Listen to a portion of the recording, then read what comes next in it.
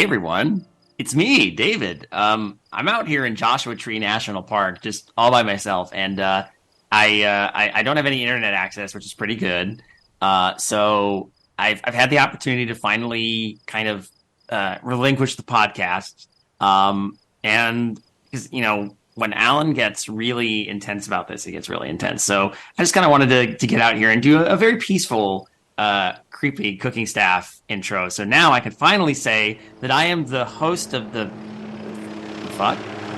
I didn't think there would be air traffic out this far, but I think we're okay. So shit, maybe I should end it around the helicopter. Okay. David King! The fuck? David King!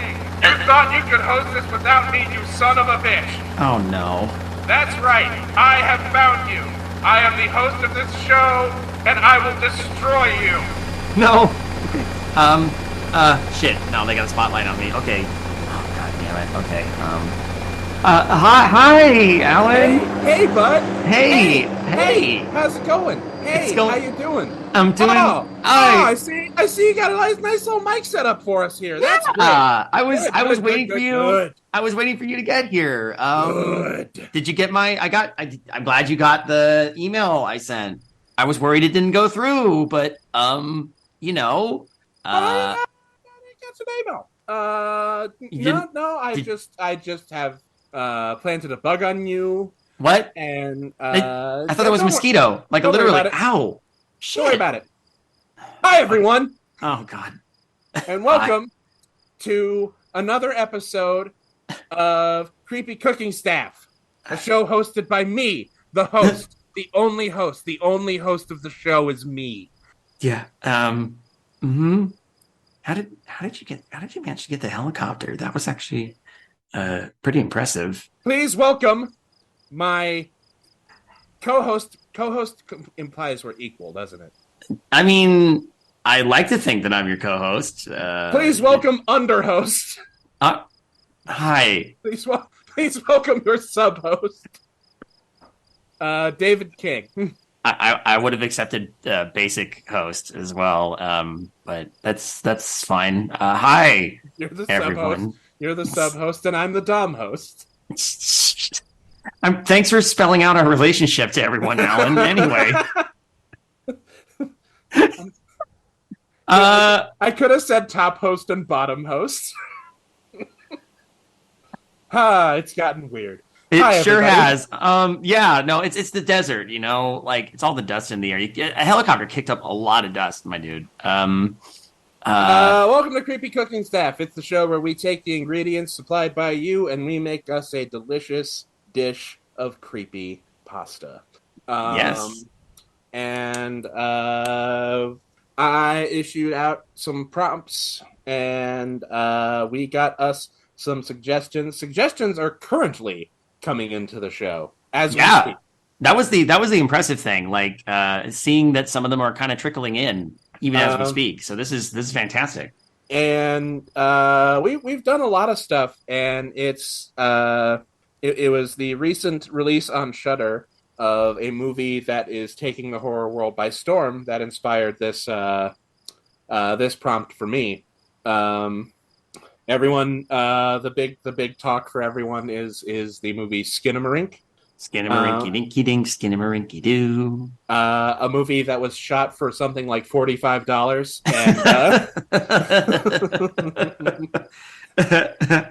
and his I'll get the actual number here. Okay, that would be nice because I was going to say if it's shot for $45, that would match the budget of maybe some of the things you watched on the Jameson tapes. For sure. It had a budget of $15,000 and it's made $2 million. Yep.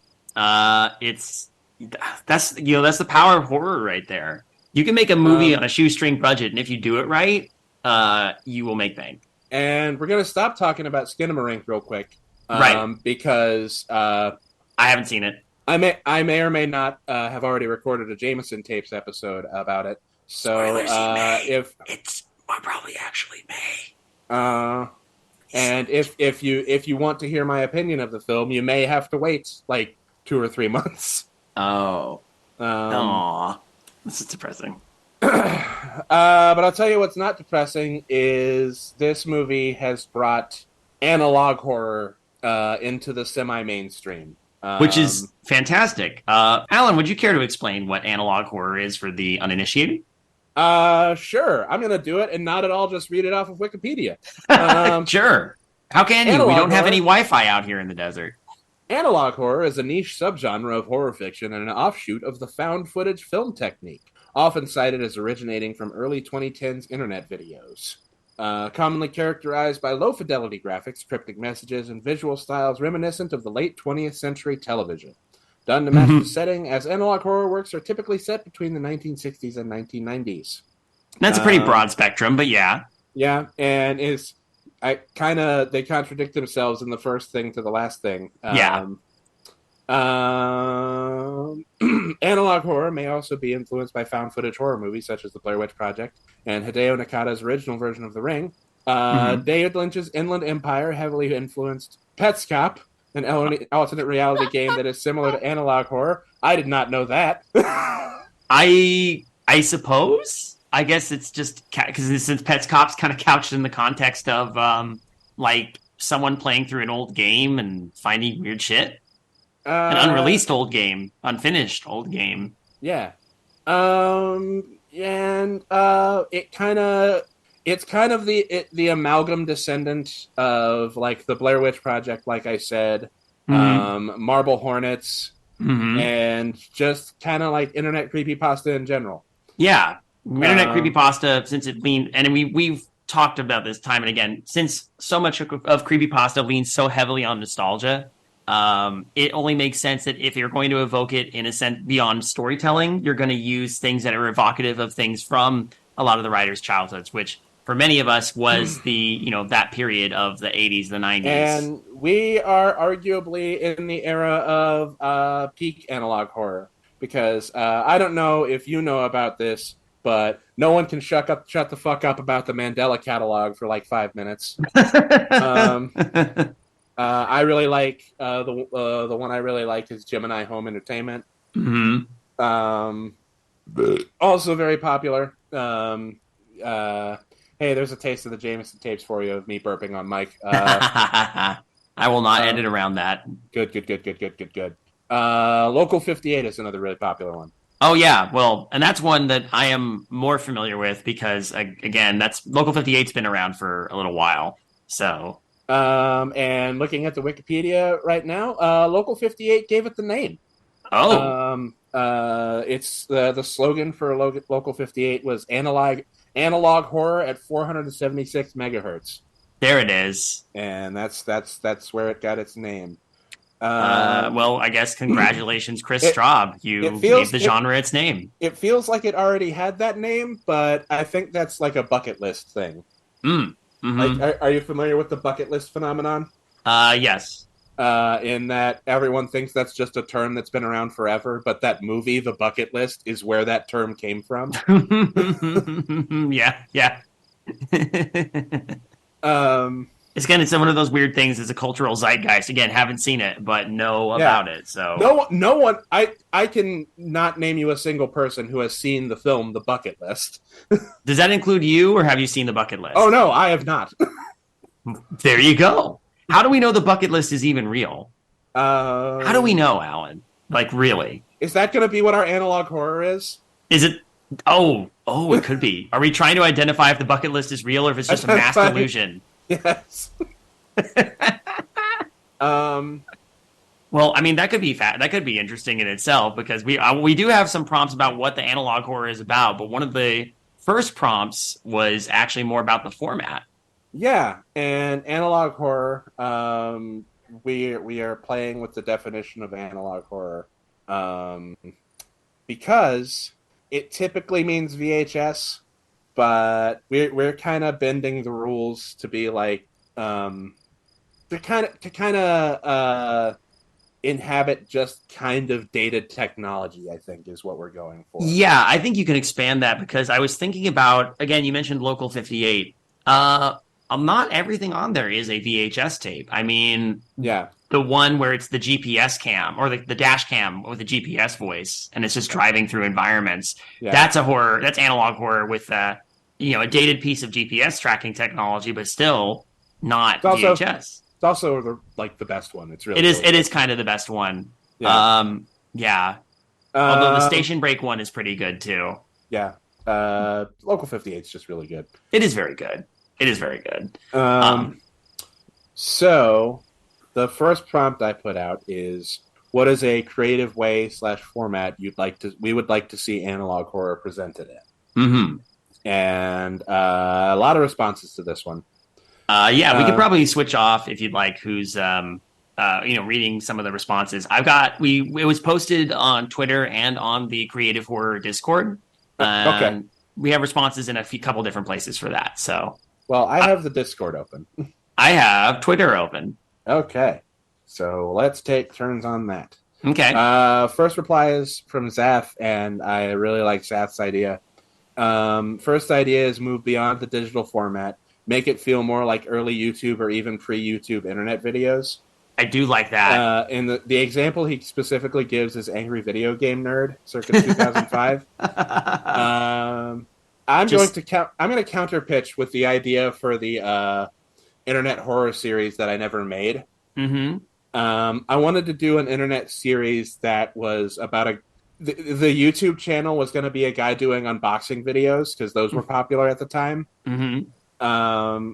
And he just has so many like subscription services and stuff that like he like loses track of like what he has. And one day he's just okay, and like the first few videos of the channel were just straight up going to be unboxing videos. Like I'm going to open up my loot crate or my wrestle crate or whatever. But got my HelloFresh right here. Got my the third video is going like, hey, I'm backed up on boxes, so I'm going to unbox all these stuff. I don't even know what all this stuff is, and like the horror was going to kick off like one of the boxes he opened was going to have like something fucking terrifying in it. Oh, nice. But that complete aside, that was my idea. I was going to do for an internet horror series. That's good. I think you mentioned it to me before, but like bringing it back up to the forefront, like that is a really good idea. I don't know. Would the kids these days wouldn't get it, maybe, but I would. Yeah. Or maybe would they? I don't know. Kids these days, they don't know. These kids with the, but I mean, if we structure it like it's early YouTube, like film it on a fucking like 480p like old ass digital camera. Yeah. Oh, that'd be good. So yeah, I like the idea of like couching it in like early YouTube. Could you imagine even? Yeah. Could you imagine? I wish there was a way you could even like frame it with like some of the oldest YouTube frames. That'd be something. Yes. Yeah. That would be. Hold on. Let me. Old school YouTube UI. Yeah. I'm starting to realize how good the Wi-Fi actually is out here in Joshua Tree. I think that one oak tree over there might actually be like a service tower, just disguised as a Joshua Tree. So yeah, that was my mistake. I mean, I'm glad I found that on a hunch so that you could make it out here. Yeah. I thought of everything. Yeah. Yeah. Great. All for your sake, Alan. It's yeah. So I'm glad. It seems like the connection's pretty good. So yeah. So I've found a Chrome extension called YouTube Redux. Okay. That I think, if I'm reading what it does correctly, it makes YouTube look like the old UI. Oh, fuck yeah. Yeah, I would. Yep. Oh, that's good. Oh. So yeah, we've only gotten to the first suggestion, and I've already even if we could even be doing something specifically like there were so many knockoff Angry Video Game Nerd channels. Everybody was doing it. James Rolfe kicked off something that is still kind of going to this day. It's kind of incredible. You want to hear one of my favorite bits of film trivia? Sure. So there's a series of movies called VHS. Mm-hmm. And they're anthology horror films. Yeah. And in the second one, there's a short where a guy gets a robotic eye, and it like he starts seeing ghosts and shit. Oh, dang. um, and he is really sweary, and he ends up fucking a ghost girl who he doesn't know is a ghost girl. Oh, no. And long story short, the director of that bit actually plays the main character who has the ghost eye, who has the robot eye. Uh-huh. But it was originally going to be James Rolfe, the angry video game. He canceled last minute because I think he was working on his own the actual AVGN movie at the time. Oh, that's But we could have seen James Rolfe fucking a ghost lady. that would have been something else. I like the idea. I'm picturing James Rolfe right here, just going, "What were they thinking?" You know, like Yes. Wow. We've spent a lot of time on the first suggestion. Okay, no, this is true. Okay, but this is a really good suggestion. Zath, Yeah, Zath coming in hot. That's probably a hard one to beat. This is going to be a hard one to beat. I'd like to counterpose this first one that was posted by Beth Morton, who said, after thinking about it a while, let me toss out the idea of horror world building through 60s drive-in theater bumpers. Local businesses, upcoming movies, weird food at the snack bar, etc. That's also very good. Right? Let's all go to the lobby. Let's all go to the lobby. Honestly, that's I tangentially here. I came up with a dread game that I ran at a convention as a one shot, and the theme of it was supposed to be a Sears style department store that gets locked up during the night. Kayla and I actually developed this idea together, and I ran it. And one of the things I did in order to enhance the mood was I found that you can find this if you look it up on YouTube. It's Sounds of the Supermarket. It's from 1975, and it was music that was specifically produced to be, the muzak that would play while you're at the supermarket.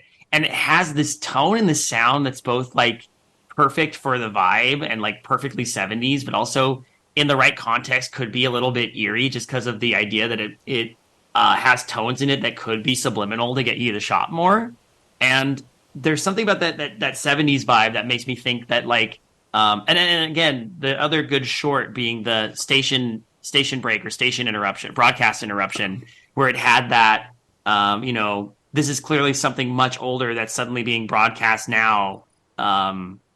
There's something really compelling about that aesthetic. So yeah, Beth's onto something here too. I like this. Yep. So we have the and like how we're both using this to channel like our own separate creative projects here that we've worked on. So okay. So here's the thing I'm realizing. Our listeners are better at this than we are. Yes. B, we may have to throw the idea of us coming up with like one final idea out the goddamn window. This is going to be multiple. Yeah. We're going to reach multiple conclusions here. Yeah, for this one, I don't know if we can have a hierarchy here. Like we're gonna, this is a good smorgasbord where we might return. Yeah. You're right. We might return to this. This is the creepy cooking staff buffet. Oh my god! Well, we haven't done this in a while. I think it's only fair that we get it all out there. And also we're like in that place where we're a little more stable after COVID. So like buffets. Yeah. We can have a buffet with our listeners again. I know I talked about the Pizza Ranch previously. Yes. And I think this was just on dregs. But I went to the Pizza Ranch, and it is a buffet where you can get better than pizza. Buffet pizza usually is pizza. Fried chicken, and a bunch of sides. And one of the sides is stuffing. Oh. So, like, I have to go back there high. Yeah. That's the first thing I was thinking of. Like, if you don't get nice buzz going in that sense, and you roll over there, like, what's the point? Because it sounds like you hit a jackpot. I will say that I had DeMarcus fucking cry laughing with a bit I was doing at our table. because there's a big mural at the Pizza Ranch of like an old Conestoga wagon going along the prairie. I was like, "Dear Margaret, we have run out of food and supplies. We are now approaching the promised land of the Pizza Ranch, where I'm told you can eat both Hawaiian pizza and delicious fried chicken. I certainly hope there is a cherry Coca-Cola awaiting me." Do you think they get the pineapple for the pizza from Pineapple Overload? You know, day 467. We ate Dan. 2 days later, we arrived at the Pizza Ranch. I'm so sorry, Dan. Honor his memory by making the Dan special. To honor your memory, I have purchased a fountain beverage. And I have filled up 3/4 of the fountain beverage cup with root beer. And I have taken that 3/4 full cup full of root beer over to the soft serve machine. And I have made my own root beer float. Oh, I understand why you were basically killing D with this stuff. Oh, shit. Wow. That's good. Oh, man. Welcome to Creepy Cooking Staff, everybody. It's good to be back. Thank you for having me. Good to have you here. Thank you. Someone Dan Urkelbot brought up. But we ate him. Yeah. Sorry, Dan. You were eating at the pizza. You were eating at the Pizza Ranch. 2 days shy of Pizza Ranch. 2 days shy of the salvation of the Pizza Ranch. Way out in the snow. No one will ever find his bones. Before we ate Dan, he suggested that audio cassettes would be really cool if they were creatively utilized. And I agree. If we're talking old school technology, yes. This might be a little bit of a exclusive, to use a term here, but there's a certain that's been on my radar. Using audio cassette tapes as an aesthetic, and I've done it before on Midnight Marinara, but I've got for anybody listening, we're coming up on the 10-year anniversary of the podcast. That's a decade. Yeah, that's an entire decade of me doing this silly little audio drama. Not consistently, of course. I mean, but at least ever since its inception, at least one episode a year. For the last 4 years, it's been, one episode a year. But for this one, I've got something in mind that's a little bit of I had the idea actually while I was doing the last episode, and Kayla and I have been talking about it, and let's just say I think Dan and I are on the same page about something. So I don't want to say too much. And I meant to talk to you, but I have an idea for a contest. Hit me up when we are off mic, and we'll talk about it. Yeah. Sounds good. There's another exclusive. Another school. Exciting things in the pipeline for from your friends at Creative Horror. Sponsor break. So Zath followed up that with House of Leaves, but audio cassettes. Oh fuck. House of Leaves is a book. I am committed to finishing reading this year.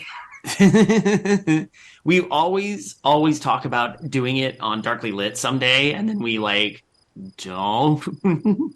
I own a copy that has all the colored texts and all the fancy shit it's supposed to have. And one of these days, I'm just gonna fucking read it. I swear to God. Hell yeah! We have a copy of it too. So yeah, no, I read a book a month. And I still have not fucking finished that one. We might have to touch base on that. But House of Leaves in audio cassette form, that's already just a prompt right there. Yeah. Username after the cassette thing, username suggested haunted Amiga game tape. And that that toes the line into like haunted gaming territory, but not a bad Um, idea. like Uh, we could circle that back into the angry video game nerd thing. yes. Oh, you mean yeah, just the game review aesthetic thing. Yeah, and it And doesn't necessarily. I'm gonna take away the word haunted there, yeah, and like everyone here has seen the old JonTron bit where he puts the game cassette into an actual audio player and the noises it makes. yeah. Um, we could straight up do that, only like our fucking host is like losing his mind and hearing things in the in that muffled crazy ass audio. Oh, that's good. Like it's whether or not it's actually there or if he's just projecting is Yeah. something. Like it could be one of those like, oh, if you play a record backwards, it does this. There's hidden messages, but you don't know for sure. Like that's good. I keep thinking about since we brought up AVGN. Remember when he did the Polybius episode? Yes. Yeah. So there's another example, but that didn't quite use the aesthetic. That was more him just doing his usual thing, but not a bad effort. Uh, all right, I got another one for Beth. Not the most creative idea, but I think it'd be cool to see an AH series try to mimic the short documentary films and informational reels of small town underfunded museums. I love that idea. I That is love pretty that cool. idea. So Yeah. yeah, so because every prompt now is making us go off on tangents. There's a really good The Things YouTube poop called Cedar Point, and it's just a employee training video that they just edited to shit and did the usual thing to things where they like just make it all goofy, but it's got that like early 90s quality to it, maybe late 80s early 90s quality to it. Clearly it was taken from a video, and there's a part where they cut in just the guy doing the safety bit is like one of the rules like do not talk about Orby, and it just like brings up this creepy like just this non sequitur bit where this orb with a creepy eyeball pops up, this black orb with an eyeball, and it slowly distorts everything around it while the guy just very calmly goes, "We don't talk about Orby," and I'm like, "See, this is good." Oh, I love this. Not to mention, Alan, are you familiar with Look Around You? Yes. Okay, that also popped into my head when I was reading this. Yeah. Yeah. No. I think we could, if we're talking about the museum thing, we could. I don't know. I feel like there could be some overlap between that idea and the drive-in movie thing. Yeah, yeah. Like we Like could like we like could those say, little we could say like the same dude worked on both of them. Oh yeah. Oh Yeah. shit, that's good. Worked It could either like it could subliminal or occult images into stuff or whatever. and it could be a YouTube channel that's just someone dedicated to finding all the works of this dude who put fucked up stuff in like all of his work. Oh, that's good. Yeah. And somehow Because it went under the radar with people for so yeah, long. Oh shit, meta theme, tying it all together. yeah, yeah. Wow. Damn. No, that's good. Okay. That's We really could, did like like they got their sta- start they got their start doing like local museum pieces, like the weird little film that would play like you go to the fucking La Brea tar pits and there's a movie about how it works, but then something in there just sticks out as kind of odd and unsettling. but then this guy who worked on it like later got like an advertising job and like slipped stuff into like Yeah, the little bumpers for drive-in yeah, theaters, and bumpers for drive-in theaters, local advertisements, commercials. it all happens in kind of the same like like maybe tri-county area or something. Yeah, he has this like sphere of influence, and like maybe in that area there's like fucked up stuff happening, and Ooh, this has like this has like that great like all this stuff kind of happened in the past. He's been dead for a long time now, but now one person is trying to dig it all up, and at the same time, in the process, also kind of learning some fucked up things about the town's history in relation or the area's history in relation. Could have like a Bridgewater triangle angle to it. You never know. Like, oh shit. This is happening in real time, gang. Like, Damn. this is good. This is Fuck. really good. We have to make this series now. We have to make the series now. You heard it here first. You heard it here first. Okay. That's really tight, and we know people who can like help us like edit. I'm an ideas guy. As am I. I mean, I sound design and script writing are kind of my things, so I can at least do that. Fuck yeah. Okay. Yeah. Okay. Should we keep going? Because but I want to put a pin in that because that's really good. Yeah. Yes. Okay. Thanks for feeding us your ideas, fools. It's ours now. I'm gonna knock a couple suggestions down real quick. Okay. That are fine suggestions, but don't really work for what we're going for.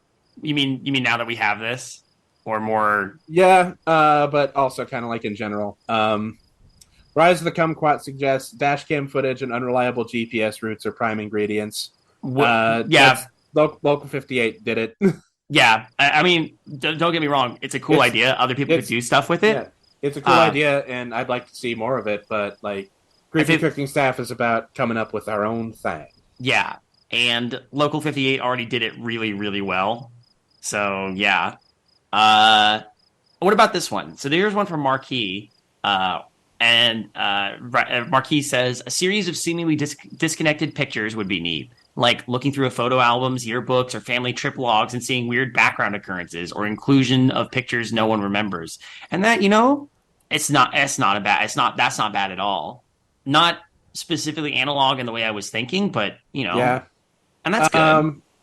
I'm also gonna knock down the next two suggestions for I think obvious reasons. One, the next one is live streams with only a handful. Another one from Kumquat. Live streams with only a handful of viewers have a certain eerie quality to them. Depending on the context, it can feel like you've accidentally stumbled into a stranger's room at a bad time. And then if the streamer acknowledges that their view count went up, you feel guilty for leaving. It's especially eerie on sites where they can see your username when you're watching. That's a fine idea, and that doesn't work for analog horror, I don't think. No, maybe not, but still. Yeah, it's a good idea.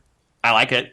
I do like it. And to tie it into the next suggestion from Bringer of Lighters is, what if you move past analog horror and do modern digital horror? Like your phone changing photos of who or what's in it by editing, therefore making you have false memories of people's events. That would be a neat concept. It is a neat concept, but the first sentence disqualifies it, which is like, what if you don't do analog horror? It does kind of defeat the purpose, yes. Yeah. Analog to me specifically implies a sort of besides the jankiness, which you can kind of stretch with a little bit. You can kind of stretch that with early YouTube.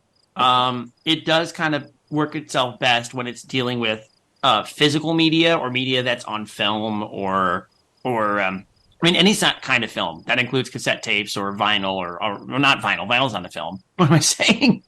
It's not like that hasn't been done before either with like cursed records and whatnot, but yeah.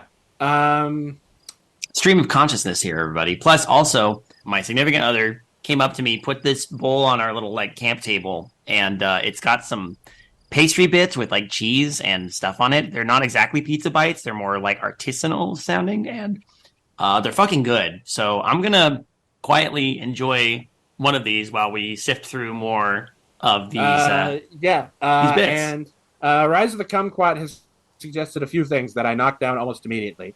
And I don't want them to feel bad, but their next idea, I see a lot of merit in tying in as a response to the AVGN idea. As a possible alternative to anything being haunted, what if the hidden messages are intentional cries for help from the developers? And I can there's all sorts of like early YouTube videos that's like, oh, here's like Easter eggs that are like a funny little thing a developer snuck into the game and stuff like that. Yeah. What if this guy finds Easter eggs that like are like someone developing this game was like actually having a fucking breakdown. I feel like Pets Cop kind of does that without really quite understanding everything that's going on in Pets Cop. So, but that kind of but adding the veil over it of like early 2000s, mid 2000s AVGN ripoff, I think makes that its own thing. For sure. Has anyone done anything with like vinyl records? Kumquat asks, and I feel like that's something we can tie into the drive-in, the maybe the drive-in guy, Drive-in Guyvin. arc we've drive-in Guyvin arc we've come up with. The drive-in arc. I love it. The advertise. We'll call that the advertising arc. Yeah. we have the local museum film arc. We have the drive-in theater arc, drive-in advertising arc. What's the collective name for all of that? If that's all under one dude. Like what do we call this guy, or what do we call this series? Just yeah. I think if we're going to continue to put stuff under that umbrella, we need a name for it collectively. Okay. Just shorthand for us discussing it right now, really. Yeah, for now, instead of just guy. Yeah. I'm struggling right now because I don't. Well, we're in. What do we give him a name? Like him specifically. Tying it in with this guy, the creepy, the fucked upness guy. Let's name our fucked up guy. Okay. Well, we're in Joshua Tree right now. Let's name him Joshua. Yeah, that's where we are. Okay. Yep, that's exactly because I know you'd never been here prior to this, so I just wanted to show you the sheer beauty of Joshua Tree National Park when the sun goes down and all the stars come out. Because look at that. It's just endless. No light pollution anywhere. Except for here in the glow of our monitors. And I'm giving him a last name. Okay. And I'm taking the last name from my Twitter and giving it to him. So his name's Joshua Bannon. That's good. I like that. Yeah. Joshua Bannon. Let me rock it through the rest of these because I think as good as some of these might be, I feel like we have a winner. All right, fire away. A couple fire winners away. now. We had the vinyl idea. Actually, everything else was just like kind of stipulating on the vinyl idea. But okay, let's explore the vinyl idea for a bit. Not. In terms of like giving it the attention it deserves. As in actually making a recording of something and putting it on vinyl. They're not even making additional suggestions. They're just talking about like double grooving, which is a thing people in the know about. Like there's a Monty Python album where they double grooved the album. Mm-hmm. If you don't know what double grooving is, it's putting multiple grooves onto one side of an album. So it can, and Monty Python didn't tell anyone they did this. So you could place the needle at different points on the album, and it would start two entirely different tracks on one side of an album. I remember this. It's weird. It's weird. A little weird, but nothing can't handle. Yeah, nothing. I'm entirely sold on in the. Yeah, same. But again, not terrible. I think it's just again the idea of fucked up records has been done before. Yeah, and we're not looking for something inherently original. Like none of the stuff we're coming up with right now is like new. But it's definitely what we're like gravitating towards in terms of our interests with this particular focus. So. I had unrelated. I kind of had my horror movie idea, my horror comedy idea that I've kind of started considering fleshing out into an actual film script, and not going to say much. That's fair. I think Abysme and I are kind of getting it into our head that we want to make a movie someday. So hell yeah, let me know how I can help. I'll help. Yeah. The non-committalness of it. I think that's okay, David. Sure. Yep, that's that's the yeah of I don't want to talk about it too much. No, I understand. I'm just putting it out there right in now. front of God and all of our listeners. Now you have to know. Now you have to. Uh, but yeah, what else? What else we got? That's the end of those prompts. And release the second prompt, and that's the one that we've been getting suggestions coming in during the show, Which is great. I will have Twitter open again. What type of weirdness / horror? Yeah, the prompt was, what type of weirdness / horror would you like this flavor of analog horror to evoke? Yeah, now trying to find a way to pin it down. To start us off, Kumquat, once again, thank you, Kumquat, for being so active on this prompt. The feeling when you wake up from a horrible, vivid nightmare of everyone you love dying because your radio alarm went off and it's playing a really good song. I do like that scene. I do like that idea for a specific scene. Yeah. That feels less like a general idea and more like something we could actually play out. Imagine it being like the prologue, practically. Yeah. It feels like that hook where you see something vaguely prophetic happen and then you fucking wake up and it's playing like Mr. Blue Sky or something like that. Yeah. I know it's probably a little generic. I got one here from Hyperthermal who says, you ever have that nightmare of being at school and it turns out that there was a whole class you forgot about? There is no hope for avoiding failure. It's the starting position. The real dread comes from waiting for the consequences. Ooh. Okay. That's good. Steve. I do like that. How to evoke that feeling? That's tough. Yeah. And again, this is more just like riffing on the ideas we already have. Mm-hmm. Because of course.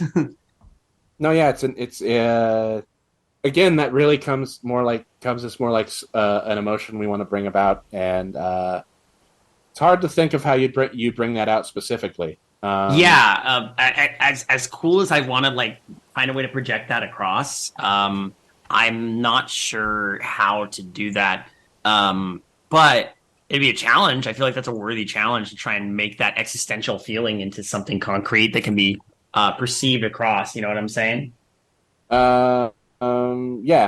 Again, it's like it's a challenge as opposed to like a prompt from me. Like, okay, sure. Beth suggested late night dread. That's an easy enough one to do. Yeah. Can I read this one from Dan? Or should I say Dan's poems? Go ahead.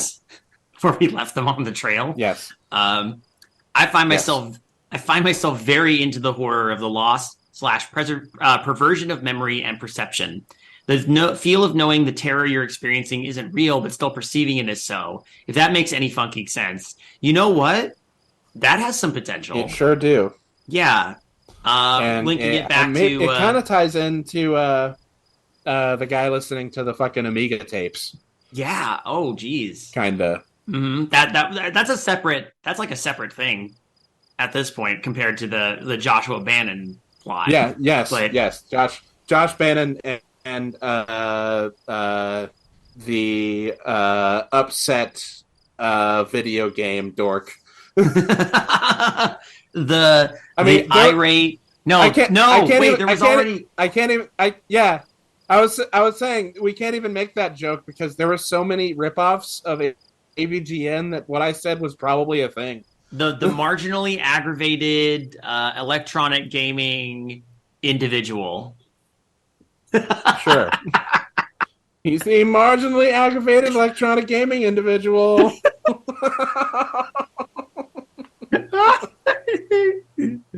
This is the theme song. Oh, okay. But yeah, that is the feeling that we'd want to evoke with that for sure. That's good. Yeah. Thank you, Dan. Damn. And then Beth had Beth followed that up with, or that eerie feeling you get when you look into the dark of a room you just turned the lights out on. Fuck yeah. Yeah. Without spoiling anything, that's for sure a Skinamarink thing. Skinamarink does that super well. As far as I know Um, about Skinamarink, and I, without saying much, it plays on a lot of those like childhood things that kind of stick with you, like fears. it sure does. Yeah. There's a whole Um, conversation that went on here. This is good. Dan clarified because someone asked about what he said and asked, Kumquat asked, like you die in the dream, you die for real type stuff. And Dan clarified, more like the floor is made of worms. I know it's not made of worms logically, and no one else sees it, but I do. Not like a conspiracy or anything like that, just the gears of perception and reality grinding in unsettling ways. Things not adding up, I guess. And there it Yeah, is. this that works for both of our projects. It does. I mean, you can evoke that with the Yeah. general like mood of this town as our protagonist, whoever they are, looks deeper and deeper into the weird things old Joshy Bannon came up with. Old Uncle Yeah. Joshy Bannon. Yeah. Whoever our protagonist is has the YouTube channel, it sounds like we're just gonna gaslight the shit out of this guy. Oh, you know it. It's just like a whole town full of people like that's not weird. Shut up. You're being weird. Oh, it's yeah. You explore it from that angle, then you have a nice little narrative crux about like Yeah. you could have a message about gaslighting. Oh, dude. Hey, Uh, did I ever tell you the joke about gaslighting? I did. Yeah, you just forgot. son of a bitch! I knew that was coming. I was like, wait, I was waiting for it, waiting for the other shoe to drop. Hey, Kumquat responded with, "What about the fear that you need to very urgently get somewhere, but you don't have accurate directions?" Yeah. Yeah, Um that's a real fear that you could capture with analog horror. um and Fang just tried to clarify something that Dan said, but yeah. Dan Dan's floor made of worms feels like the real winner. I Um, approve of the floor, not necessarily exactly the floor made of words, but the idea no, behind the yeah, floor made of words. the idea of the gears of perception, reality grinding, and unsettling ways. Yeah. And our protagonist being like gaslit. Uh huh. Okay. I know we said So this I is like a think we whole have our smorgasbord. Yeah, we do. This is our yeah. pitch. This is our pitch. So our pitch is we have our protagonist. He's a real Jay from Marble Hornets type. Okay. Yeah. Um, Yeah. um, and the my how I explain the Jay from Marble Hornets type is like he's well-meaning but pretty dumb. um, Is there a way we could make and him? like continues diving into things when he really should stop. Real Jarrah symptoms before there were Jarrah symptoms. Um, I had a similar problem. Sometimes it can work well, and sometimes it doesn't. With Jay, yeah, I get it. Because again, it just seems part of the character. But did you ever hear the Black Tapes podcast? I've heard of it. Okay, it started good, and then it got frustrating for me because a lot of it had potential, but I started to bug me how everything kind of tied together. And one thing was the protagonist continuing to explore all of this despite all evidence of how dangerous everything was getting and how ultimately destructive this could be, which was unfortunate because the protagonist came off as a very smart individual, at least initially. I had a lot of problems. Now, I'll say this much. A lot of the ideas for how I wanted to present Dead Baggers came from my frustrations with the way that the Black Tapes was handled. Gotcha. Shoo. But yeah, sorry. Either way, I want to find a way to make it relatable, but avoid it. So we'll keep that in mind. Here's how I feel. Okay. Like the early bits, he continues researching because it's interesting. Mm-hmm. The way any of us fall down into any rabbit hole. That tracks. At the point where it does become dangerous to him, there needs to be something keeping him in the game. There needs to be something clearly defined keeping him in this. The biggest incentive I can think of off the top of my head is someone or something around him that's important being threatened or being taken away from him. And unless he figures something out or does something, everything he has could already come crashing down. Like he's already too deep in. And now something is forcing his hand. Because uh yeah, because Marble Hornets addressed it to a point. That there were several points where Jay just won it out, and the masked to the art guys basically like decided, no, you don't get to leave at this point. You're too far deep, and we're keeping you in. Yeah. And once Slendy has his hooks in you, he isn't just going away. Right. Um, But is there a way we could do it without relying on that too much? Now you have to continue just for the sake of continuing? Or is there going to be or would it be more interesting to have it be like, now there's a means to an end. Someone or something is trying to get them to continue because they're the only way that it can be continued. Okay. God damn it. I'm going to talk about when I had a Slenderman series. That's actually what I had in mind for mine. Because my series kind of had a to the art guy, but the to the art guy wasn't just like, no, you're in this now. He was pushing our protagonist because he needed our protagonist to be doing this for him. That's kind of what I'm leaning toward. And he made it clear that there were consequences if he did not. Ooh, yeah, exactly. Oh, that's good. That's good. So if there's a character or a force that can show up at a certain point and make it abundantly clear to our protagonist that this research that they just kind of thought, oh, this is interesting and weird, is now something they have to do in order to achieve something that other powers involved or forces involved in this cannot achieve for some reason. Yeah, maybe our protagonist, like early on, has been tasked with doing like a history of this town or something. So maybe the hook is that they've been given access to like town records and shit that no one else has ever been given access to before. Oh, that's good. Or that's why our protagonist is specifically needed in the right. It would be because he has access that other people don't. It would be interesting, just putting this out there too, if that access becomes important. Either it became important or was always a thing. Maybe the protagonist's dad works at the like the town's public library and has access to like a lot of the records or something, or is part of the town hall or something, like the Chamber of Commerce or something. I don't know. Right. And so inherently they've had access to some of this stuff. And I think it would be neat if whoever is the catalyst of making them continue and has the ability to do that might not even be the supernatural threat. It would be more of a real. It would be like a more of a real physical or existential threat from a real source, like someone who is threatening them, in order to make sure that this continues. And maybe we don't quite understand all of this person's motives, but they're like, no, you don't understand. This has to happen. This has to happen because we need to get to the truth. And maybe our Joshua Bannon isn't someone who did anything nefarious.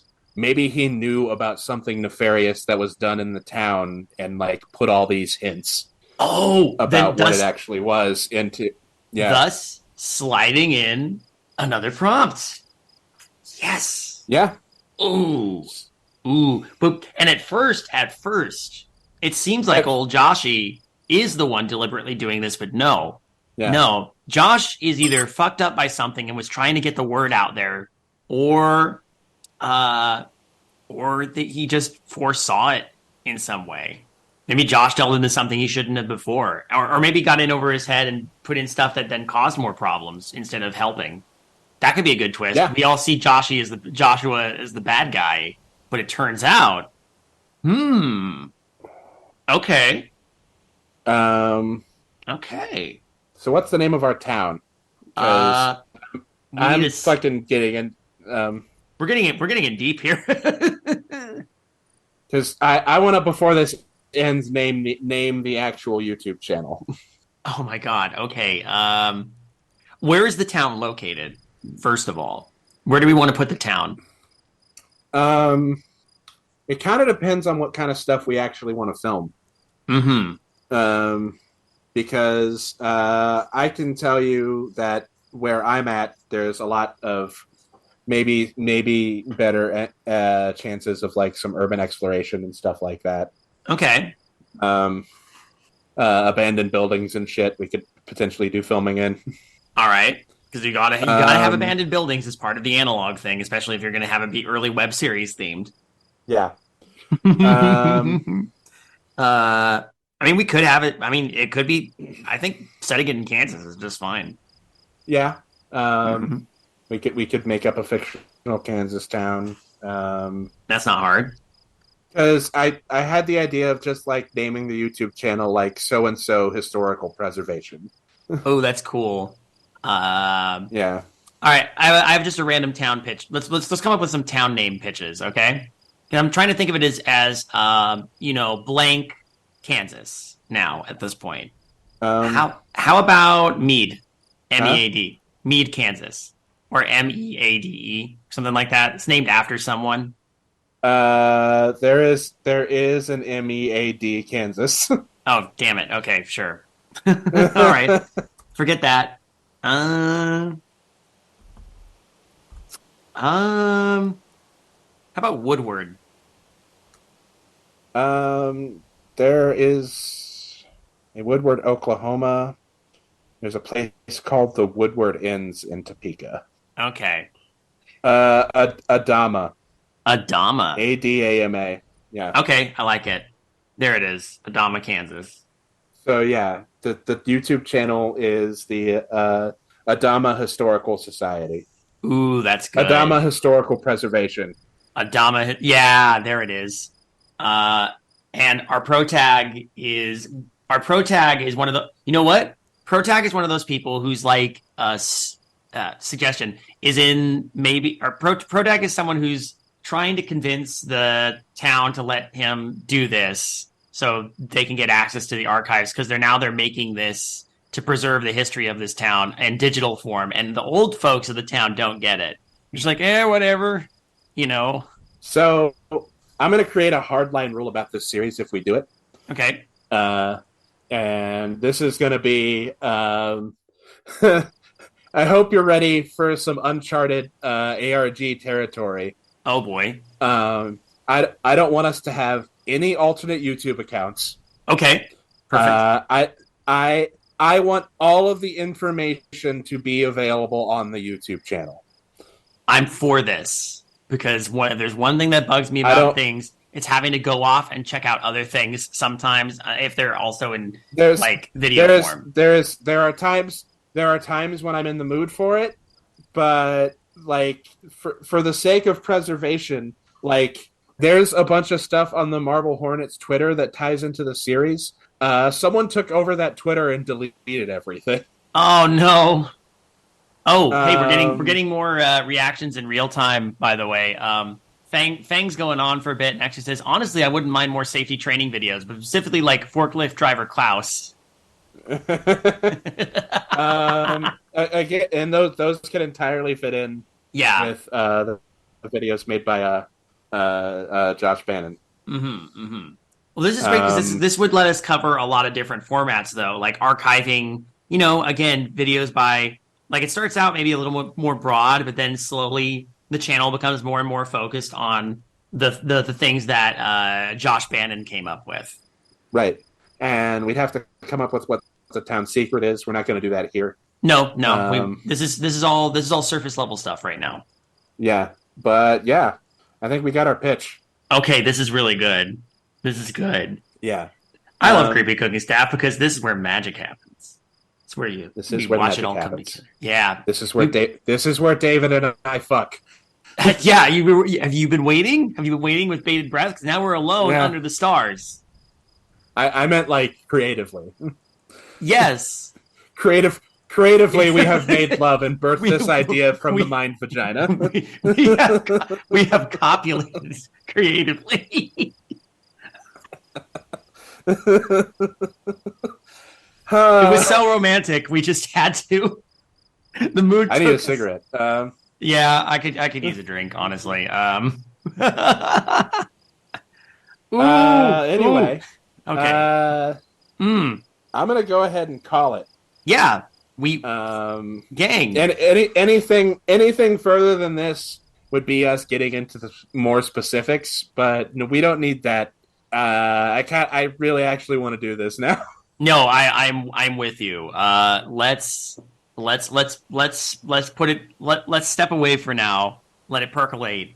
But the pitch is good. If y'all like the sound of this pitch, let us know. You're the first to hear about the Adama Historical Society channel. We'll see where it goes from there. And thank you, as always, for listening to Alan's show. Yes, my show. Alan's show. Alan's baby. I host it. I edited it. Oh man. Wait. Edited it. Okay. Yeah. I put in too many did-its. Yeah. That will make it very hard to edit for you later. Yeah, me who edits it. Yeah, you edit it. I brought the snacks and the location. Yes. That's all I did, really. Yeah. And sometimes I tell people that they should, do the things you normally do with content you like, hopefully, which is for most content you like, you usually just play a little bit of it and then save it to your history so you'll watch it later. But maybe throw some form of appreciation at it. That would be nice. Yeah. Hey, and I had one last quick question before we go. Yeah. Did you think you were really going to get away with doing this without punishment? Well, Alan, I wasn't trying to get away with anything. Like I said, Ninja stars. Good evening, intrepid listeners. This is the Pasta Shade, the host of Midnight Marinara, and this podcast is part of CreativeHorror.com, a network of podcasts and creators working together to build a constructive community of horror fans. For more content like this, visit us at CreativeHorror.com.